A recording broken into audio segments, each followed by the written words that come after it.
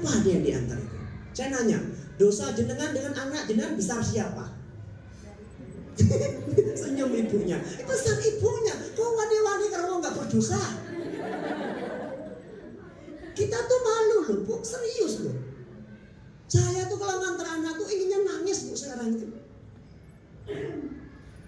Ya Allah. Sadar yang saya antar siapa? Karena Rasul sudah mengatakan, siapa yang menempuh suatu perjalanan, yaltamisulahu ilman, sahalallahu lahu tariqan ilal jannah. Ini penghuni surga loh yang kita antar. Ini janji Allah dan Rasulnya loh, Bu. Loh kenapa ngantar penghuni surga kok mencucu, malah bentak-bentak galak? Jangan contoh. Masuk mana lu? Masuk. Motor itu coba bayangkan tuh. Waniwan, Gusti Allah sama penghuni surga tuh baiknya kerak-kerak. Ya Allah, Gusti Allah tuh maaf ya Bu, sama pendosa saja kalimatnya bagus. Apalagi sama penghuni surga. Udhuluha bisalamin aminin. Allah tuh kalau udah berfirman kan, ya Allah indah. Nah ini baru jadi ibu rumah tangga. Itu pun maaf loh, penghasilannya enggak tuh seberapa sih? Kok sudah beraninya melototi anak itu? Gusti Allah, ya Allah. Sadar bukan panjenengan? Puternya pintar. Hah? 3 tambah lagi jadi 7. Ibunya gampang Pak Taufik. Insya Allah menghendaki jadi mudah. Mau komentar silakan. Mana? SD Muhammadiyah Kendai, Darussalam, Yogyakarta, Indonesia. Serius. Berapa sih Pak Taufik biayanya? Pasti begitu terus. Saya nggak bisa ngapa-ngapain karena masuknya pertengahan. Ini kesempatan meneror saya jangan ini.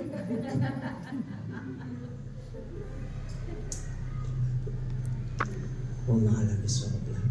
Bismillah, lanjut ya Bu. Sampai jam berapa? Kok nggak ngomong-ngomong dari tadi? Saya itu dari TK Bu tadi. Saya berangkat sudah jam 7 lebih. Sampai mampir TK Aba Gunung Ketur. Ketemu Bungkus, Ketua IGABA dulu. Karena dia minta saya ke sana. Kaget mendengar saya pindah katanya. Kenapa? Wali muridnya mutus saya di Gendeng. Ada yang masuk tempat saya, mutus saya, Pak Taufik di sini gitu. Loh kok dia ngerti saya ya kata saya. Apa gue terkenal? Ada saja tuh paparazi itu ada saja. Saya sembunyi-sembunyi ya kena aja. Tahu-tahu muncul foto itu. Untung istri saya nggak lihat itu aja. Saya lihat status orang dan nggak lihat saya. Astaga, enggak. Lanjut ya Bu, maaf ya. Allah tuh kalau manggil pendosa saja tuh Allah panggilannya tuh indah loh Bu. Nggak pernah wahai pencuri, wahai pezina, nggak pernah Allah itu. Sungguh. Allah manggil wahai hamba-hambaku. Masih gini lah. Qul ya ibadiyalladzina asrafu ala anfusihim, kata Allah. Wahai hamba-hambaku yang telah melampaui batas. Ini Allah manggil pendosa loh Bu. Panggilannya tuh masih santun, halus gitu. Loh jenengan kan bukan pendosa. Kenapa manggil anaknya dengan kasar, melotot, minta duit diseneni? Apa nggak bisa ngomong baik-baik? Saya bisa nanya, jenengan diseneni apa ya gelem? Ora gelem kok. Loh kenapa kok nyeneni? Gitu loh. Mulai sadar, lo kan anakku Pak Taufik. Ngapain kok ngurus? Ini kan anakku dewe, ya urusanku dewe loh. Tak pukul dengan plak. Lo ngapa kok nampar aku? Ya tanganku dewe. Kamu jawab apa? Tes. Udah. Ada cadangannya? Ada. Iya kan? Masuk akal kan? Masuk akal.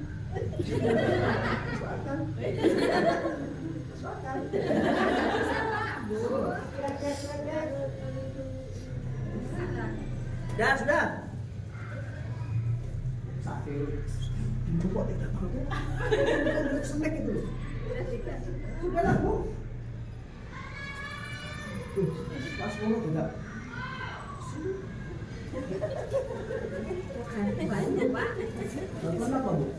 Ada di depan Pak.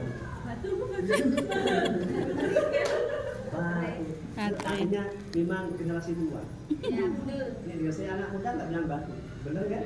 Iya, sudah, jangan dibahas. Penyakit di hati.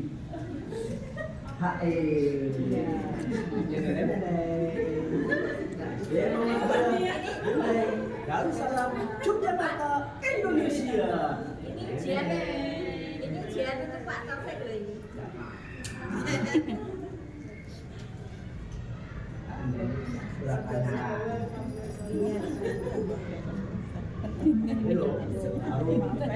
Nyala? Enggak. Iya.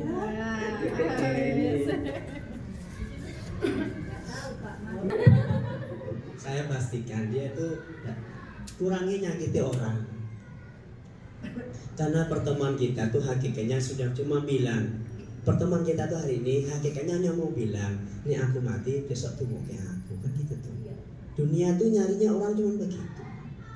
Makanya kalau udah berumur, jangan terlalu banyak nyari teman yang menyita emosi kita. Paham? Tapi carilah teman yang menyejukkan hati kita. Ingat-ingat tuh baik-baik. Semakin tua, kalau banyak temannya tapi menyita emosi, maaf ya, cepat mati. Capek energi kita. Maaf Bu, kalau udah tua itu, sadarlah, semua akan berkurang. Iya, saya duduk mantap ini. Saya soalnya kayak gini, nyeri-nyeri ditutupin. Yakin harus butuh selonjor gitu, mulai pelan-pelan. Iya, serius gak percaya tanya. Semakin tua itu akan berkurang. Telinga ini lagi nggak senang lagi dengan anak-anak teriak-teriak lagi. Ini masalah jenengan itu, anak-anak teriak masih bisa. Karena udah 40 tahun ke atas, telinga kita sudah nggak suka dengan teriakan. Membutuhkan kesepian, ketenangan. Makanya orang tua itu senangnya tidak pindah-pindah. Wis kene wae. Mau ikut aja, ikut saya aja Bu ke Jogja. Enggak, nah di sini saja. Itu ciri orang tua. Orang yang sudah ingin kembali pada Allah itu begitu.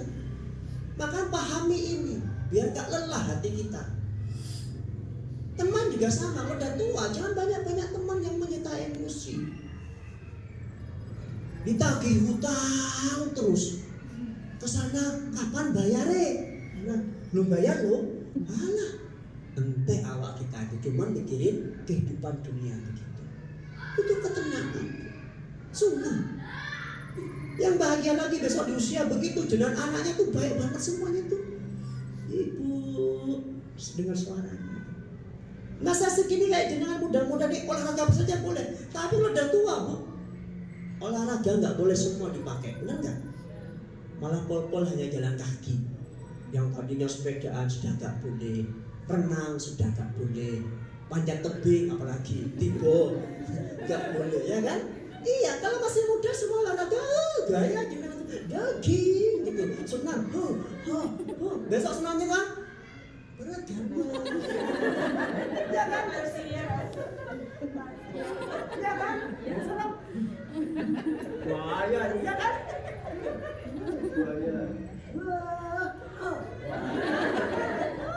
Kalau udah gini.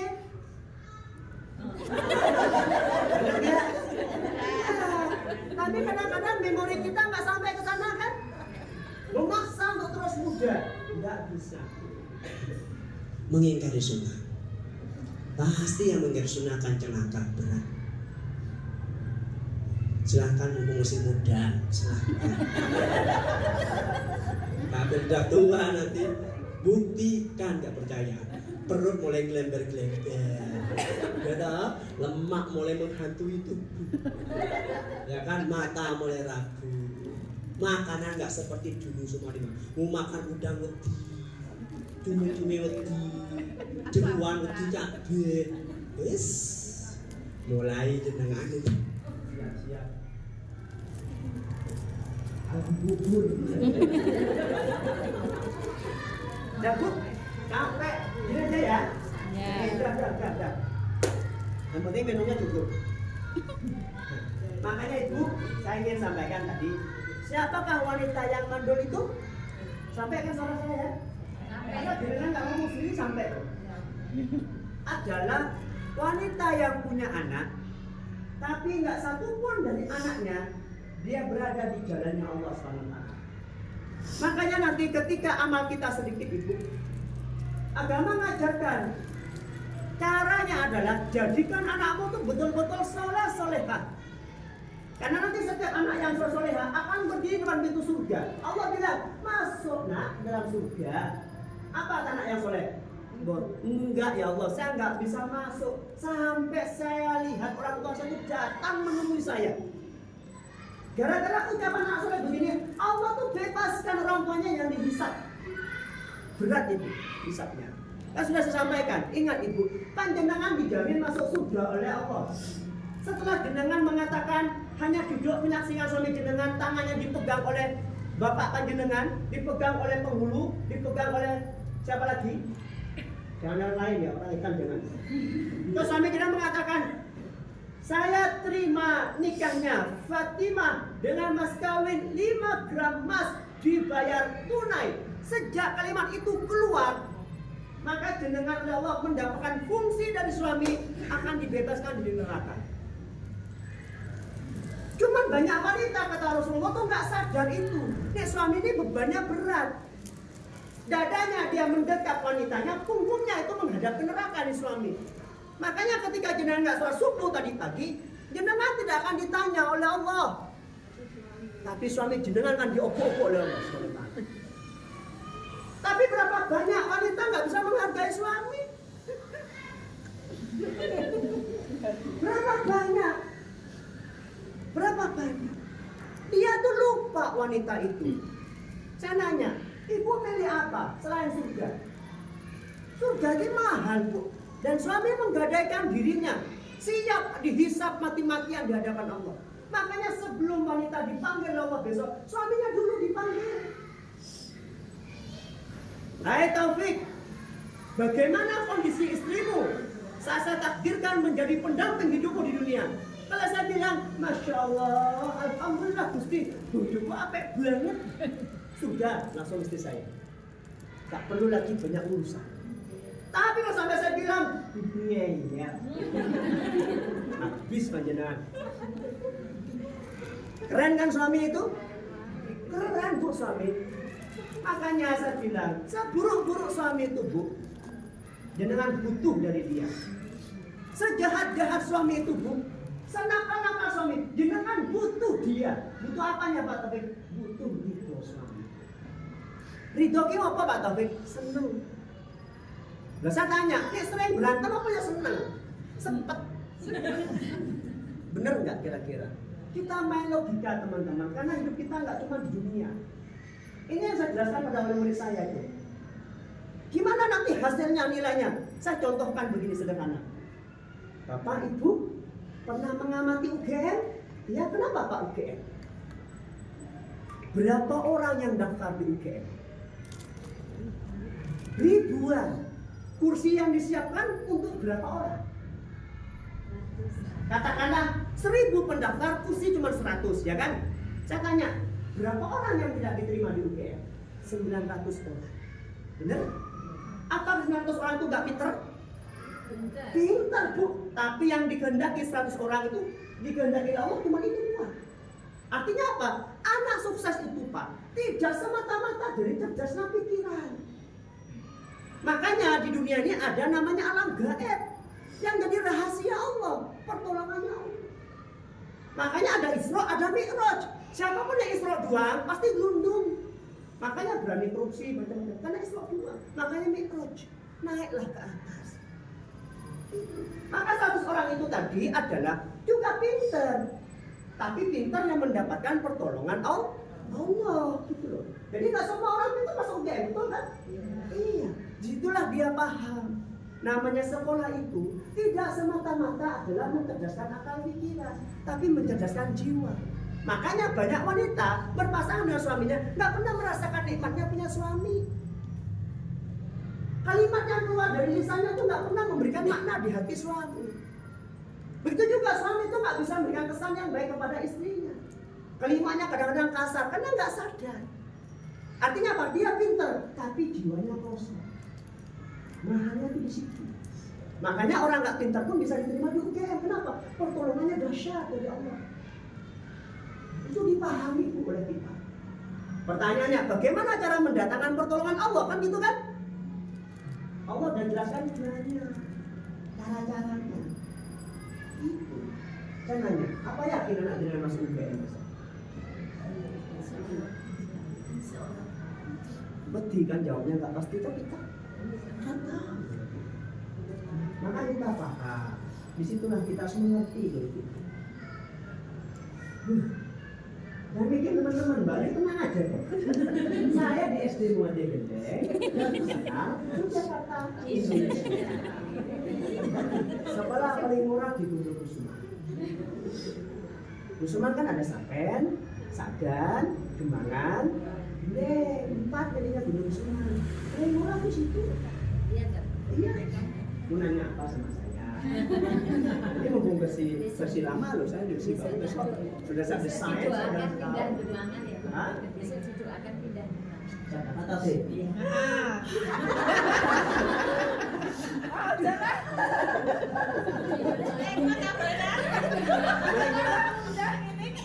Takut ya.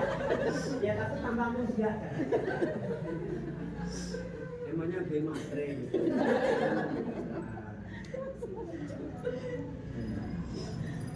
Bisa. Nggak mungkin Bu, udah pernah beda sendiri enggak. Kan sini kan beda SPP-nya dengan sana. Sini dengan berapa SPP-nya? 100 berapa? 110 kan? 150.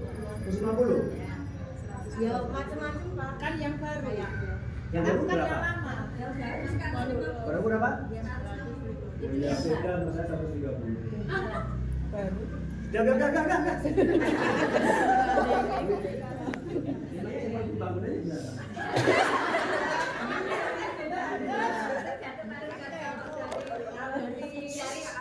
Ya. Dari berapa? 5% dari berapa? Hah? Sama saya 1 juta lagi? Ya. Kali berapa, Pak? Berapa Pak? 1 juta nih Bang ya. Potongannya. Enggak, itu 1 juta. Enggak. Ya saya gitu. Kalau memang dia nggak mampu, 2 juta. Ya maksimal 2 juta setengah sama saya itu. 2 juta maksimal. Ini udah bahasa bahasa itu. Emangnya berapa sih?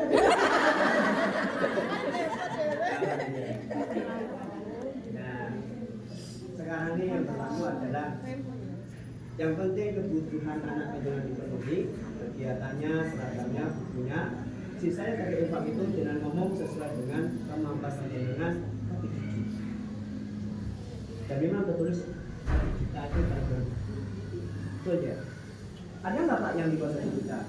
Ada kemarin. Pak anaknya 5, tidak punya suami, jualan arang-arang. Tak tunjukkan tokonya, tapi beli loh, jangan cuma dapat uang.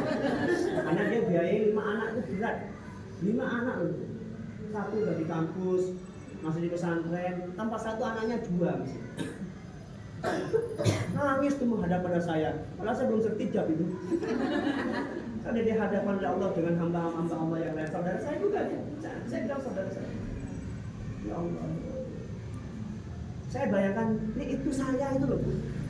Gimana ya rasanya saya sekolah? Aku pingin anakku tuh sekolah di sini.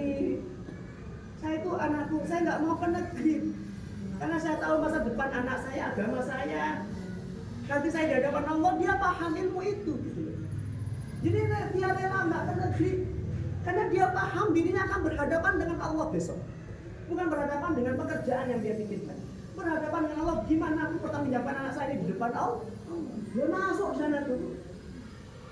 Saya udah curiga sama orang itu, tapi saya gerakkan ke dia. Pasti ketemu saya nih nanti. Benar saya keluar, dia mengikuti saya ketemu saya. Lanjut. Ya, bukakan berapa Bu? Biasa. Doakan saya itu bisa mengubah suasana sana lebih baik. Doakan saya. Gemes sebenarnya. Ayo semuanya sana sampai jangan. Maaf ya Bu ya. Saya kalau nak biar mata orang tua itu waktu saya pindah, Masya Allah. Gak ada henti-hentinya saya tuh, didatangi ke rumah. Saya pernah diserbu 7 mobil ke rumah tuh. Allah, gak muat rumah saya 7 lantai sampai bukan ke atas loh, sampai. Itu gak puasa saya. Kelas 1 datang, kelas 2 datang, kelas 3 datang, sampai yang lulus tuh datang. Saya tuh nggak ngomong, emangnya gue siapa? Atau saya itu. Seumur-umur nggak pernah terjadi sejarah seperti ini Pak. Kami di pulau tuh nggak pernah seperti ini. Bukannya karena saya tuh bagus, bukan. Saya cuma, emangnya gue ngapain ya? Cuma 2 tahun. Tapi bagi saya pindah dari pulau, sungguh ya. Itu 2 tahun, 3 bulan. Dia mengalahkan puluhan tahun saya pernah di sekolah. Musimnya itu luar biasa. Sampai kemarin saya 3, masih saja saya masih ketemu. Walaupun kami yang dari Belanda tuh pulang di Indonesia tuh, dengar saya pindah. Saya di bandara Pak Taufik di mana? Saya nggak bisa membahasakan. Sudah, doakan saya tuh bisa. Dengan saya kemana-mana bisa. Kalau saya terpaksa ke Dembangan ya besok. Ya, saya ketemu Bu Ani. Bu Ani itu mentor saya kok Bu. Dia yang saya ingat betul. Waktu saya mau dilantik dengan dapat surat pagi-pagi, saya tuh dihibur Bu oleh teman-teman kelas sekolah. Di sekolah nanti saya makan gudeg pagi-pagi. 2 orang ini akan dipindah ke sekolah yang ngeri ini. Kata orang ngeri pada ngeri lihat ini. Tapi ingat sekolah itu maaf ya Bu, pasti ada puncak ada turun. Saya yakin ketika kita sudah turun akan menuju tangga yang tinggi. Saya cuma yakin. Tapi yang atas siap-siap dia turun. Itu pasti siklusnya, siklus kejayaannya. Islam juga begitu Bu.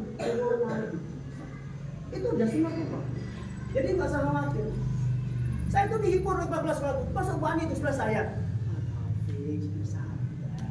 Saya bilang, rasa mau nonton Mbak, aku malah nangis nih kayak gini. Saya bilang gitu. Aku harus nonton jiwa, aku nonton. Ya Allah, ya Rabbi, saya dihibur orang-orang tuh sambil makan gudeg tuh. Tapi berarti aku menawar. Seminggu Bu saya nggak bisa ngomong dengan guru saya. Seminggu itu lebih. Sampai ada ibu saya satu semester nggak bisa ngomong dengan saya. Sekali berjumpa langsung nangis dia. Perpisahan gua ada sampai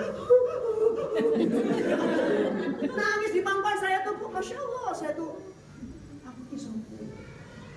Ya saya tahu dia tuh dulu yang nggak punya bapak, ibunya nggak pernah ketemu, seumur-umur baru ketemu kemarin. Waktu ibunya mau pulang dari Korea, saya bilang pulang pulang, jemput ibumu di Surabaya. Kenapa? Aku paham, mahalnya hubungan anak dengan orang tua saya paham. Surganya dia tuh ada di ibunya masalahnya. Maka saya bilang tinggalkan sekolah, pulang nak, pulang jemput ibumu di Surabaya. Pulang dia Bu, saya izinkan tuh dia. Gara-gara itu mungkin dia tuh terkesan sama saya. Nangis tuh ya Allah, saya nggak bisa membayangkan. Apa nggak malu depan semua guru karyawan tuh nangis tuh, nyarin banget. Allah ya Rabbi, wes. Sedih tuh rasanya. Ya tapi ini SD nomor gede, Kembali ke materi, maaf ya, biar nanti dengan pulang saya ingin semua mendapatkan kenikmatan keluarga. Ingat, kunci yang saya sampaikan, anak hebatmu muncul dari keluarga yang bagus. Dan ingat, keluarga yang bagus akan mudah mendapatkan pertolongan Allah Subhanahu wa Ta'ala. Dia tidak akan pernah khawatir dengan keuangan Bu. Jadi selagi ibu yang suka khawatir dengan SPP itu, berhentilah Bu. Ngomelin SPP itu berhenti. Gak usah. SPP itu jangan diomeli, dibayar. Diomeli, ditahan-tahan, duit di dompet disayang-sayang. Sudah, ini haknya SPP, sudah pisahkan. Datang senyum. Maaf ibu, banyak SPP. Jangan merengut, jangan. Itu menyita emosi kita. Saya pun di istri saya itu begitu. Jangan sampai SPP anak saya itu 500.000 Bu per bulan. Yang kecil, yang besar 1.400.000. Tapi apa Pak Taufik miskin? Insya Allah tidak, sampai sekarang dunia ada. Ada, nggak percaya? Yes. Ada? Asli.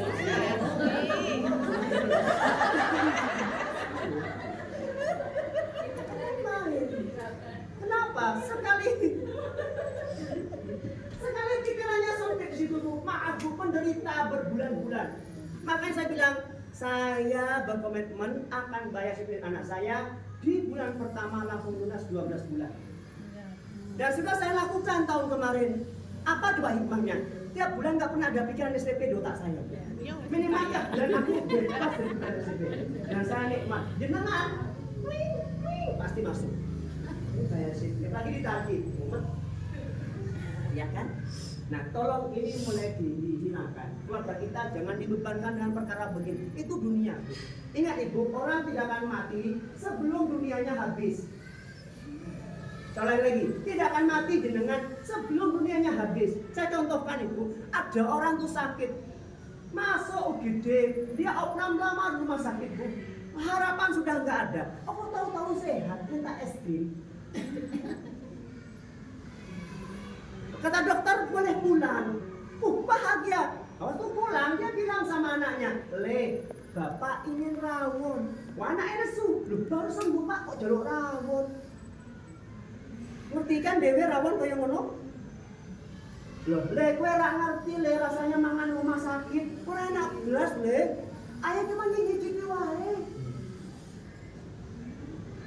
Yolah Pak. Tak goleki rawon. Mobil jalan ada warung rawon, mampir dia. Mau pesan dua anaknya, Le siji wae. Bapak ra bakalan entek. Masalah anaknya satu. Bapaknya makan 3 sendok, wis teh entekke.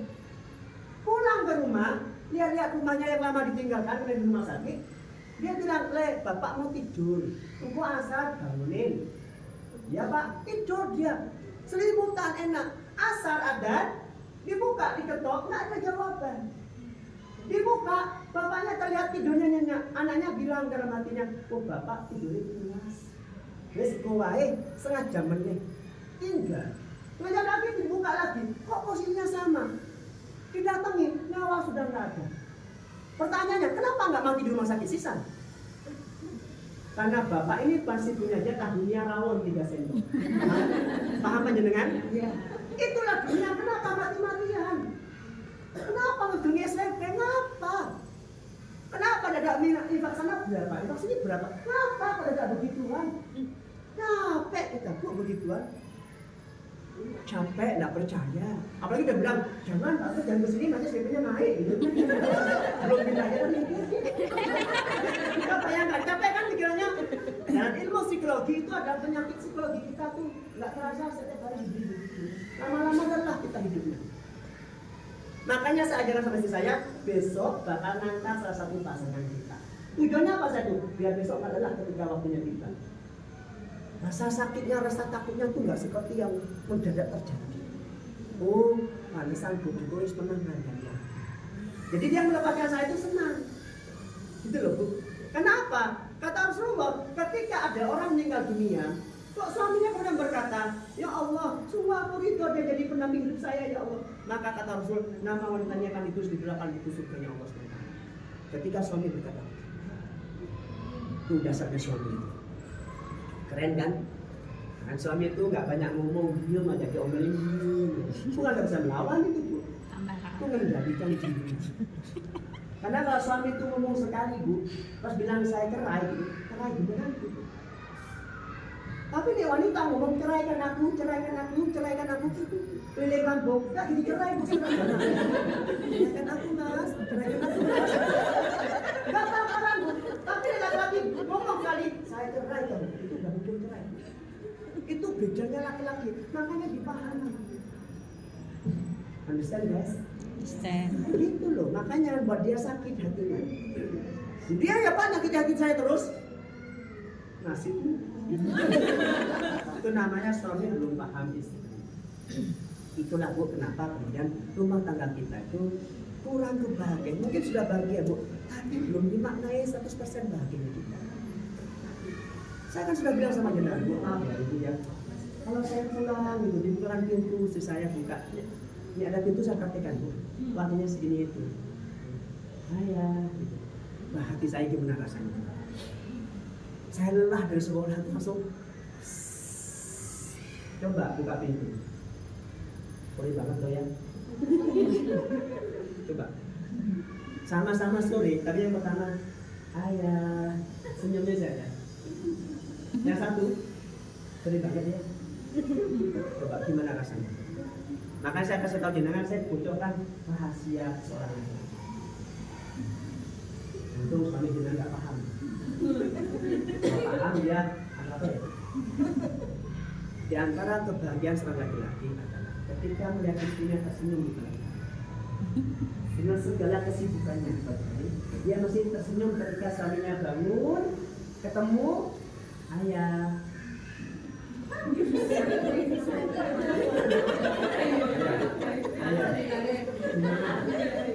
Malah sibuk. Kadang dia nanya nggak noles. Ibu, peci saya di mana? Itu di situ ya. Nah, ini sepele. Jangan anggap sepele kan? Tapi ini kebahagiaan terusan. Saya pun Bu, kalau berangkat kerja, istri saya ada tersenyum di pagar itu. Saya berangkatnya tenang. Tapi kalau dia nggak tersenyum Bu, saya akan bertanya ada apa nih istri saya? Itu mengganggu kejiwaan laki-laki. Ibu tahu kan lemahnya laki-laki itu apa? Tahu lemahnya laki-laki kata Rasul? Tahu, noko. Nikah udah berapa tahun? Lemahnya laki-laki itu Bu ketika ada wanita lain masuk ke dalam hatinya. Makanya kata Rasul, jangan coba-coba kau buka pintu ini bagi laki-laki. Maka wanita harus menjaga, jangan sampai laki-laki membuka pintu ini bagi suaminya. Kalau tidak, pasti suamimu akan kalah. Karena itu kelemahan terbesar laki-laki. Ketika ada wanita itu masuk, banyak hal akan berubah dalam kehidupannya. Termasuk menceraikan istrinya yang pertama. Benar nggak kira-kira? Makanya wanita itu punya tanggung jawab untuk menjaga suaminya jangan sampai terbuka. Lah pertanyaannya apa tadi? Yang saya contohkan, saya di kantor nih, di kantor. Di kantor tuh orang baik banget Bu. Ya, guru saya cantik-cantik itu datang. Assalamualaikum Pak Taufik. Waalaikumsalam warahmatullahi wabarakatuh. Iya sih. Assalamualaikum Pak Taufik, tersakit menopo. Pertanyaan saya, apa di rumah saya dapatkan itu? Jawab ayah saudariku. Di rumah nggak ada. Makanya godaannya berat di luar sana itu. Makanya ketika dia berangkat kerja, kok tersenyum, sudah dipeluk, diketuk keningnya, separuh jiwanya di rumah. Aman insyaallah suaminya. Safe guys. Kenapa? Makanya nggak main-main ini. Kita tuh nggak mempelajari pasangan masing-masing kan? Ayo, besok pas suami pergi langsung senyum nggak diperintah. Anda ke ayah. Loh, bukan apa-apa Bu. Sungguh. Kalau sudah begitu ya, sudah ada. Saya contohkan, saya itu suka bukan pintu pagar rumah. Saya kalau berangkat dia tuh